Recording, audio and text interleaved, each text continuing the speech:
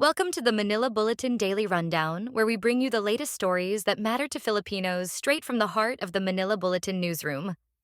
Here's the quick rundown for today's top stories, Saturday, September 28th.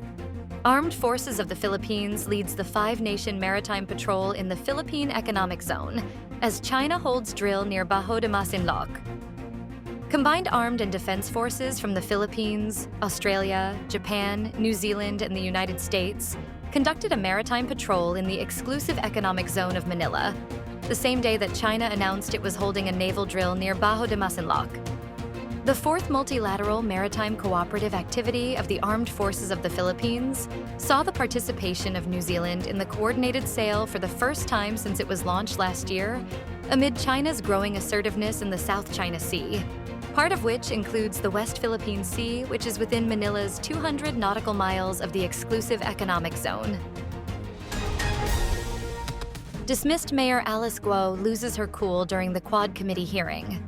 Dismissed Bamban Tarlac Mayor Alice Guo visibly lost her cool for the first time in the House Quad Committee hearings on Friday night after solons confronted her about being an alleged spy from China. While this particular allegation wasn't new, Guo appeared very agitated when congressmen ran an Al Jazeera documentary about Chinese tycoon Xi Jinping during the hearing.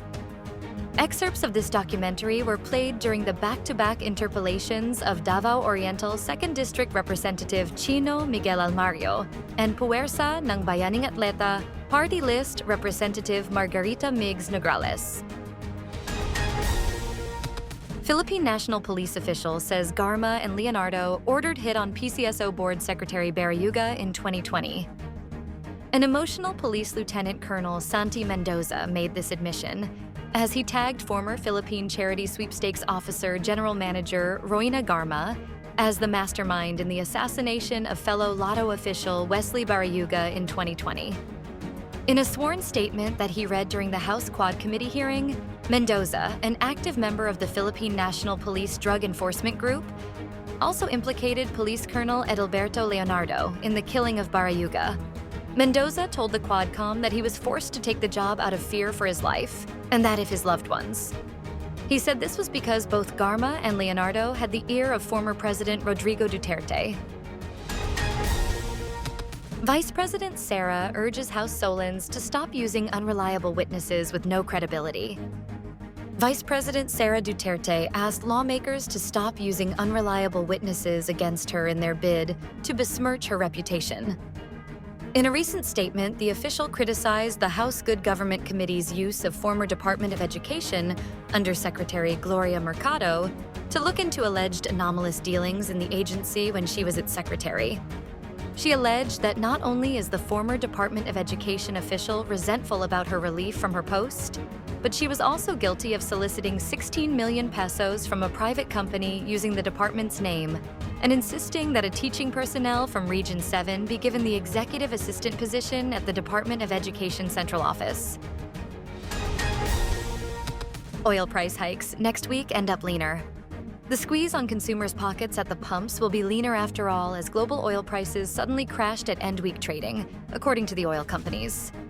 The industry players estimated that gasoline price increase had softened to 0.1 pesos to 0.5 pesos per liter. Although for diesel prices, it would still be a relatively significant rise of 0.55 pesos to 0.95 pesos per liter. And kerosene will also go up by 0.25 pesos to 0.65 pesos per liter. Trump and Zelensky meet in New York as election holds high stakes for United States support for Ukraine. Ukrainian President Volodymyr Zelensky met face-to-face with Donald Trump with public tensions rising between the two over Ukraine's defense against Russia's invasion and in the midst of the U.S. presidential election. The meeting came at a critical time in the Russia-Ukraine war as Election Day nears in the U.S. Trump and Vice President Kamala Harris, his Democratic opponent, have taken sharply different approaches to Ukraine. Zelensky has been eager to keep good relations with the United States, his country's largest provider of arms and money for the war. But the future of that support would be in doubt if Trump were to win the election. Maggie Smith, star of stage, film, and Downton Abbey, dies at 89.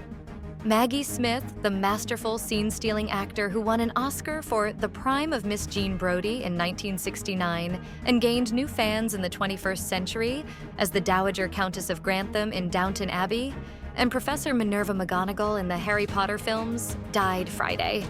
She was 89. Smith's sons, Chris Larkin and Toby Stevens, said in a statement that Smith died early Friday in a London hospital. Stay updated with the latest news. Visit our website at www.mb.com.ph or follow us on social media. Thanks for tuning in to the Manila Bulletin Daily Rundown.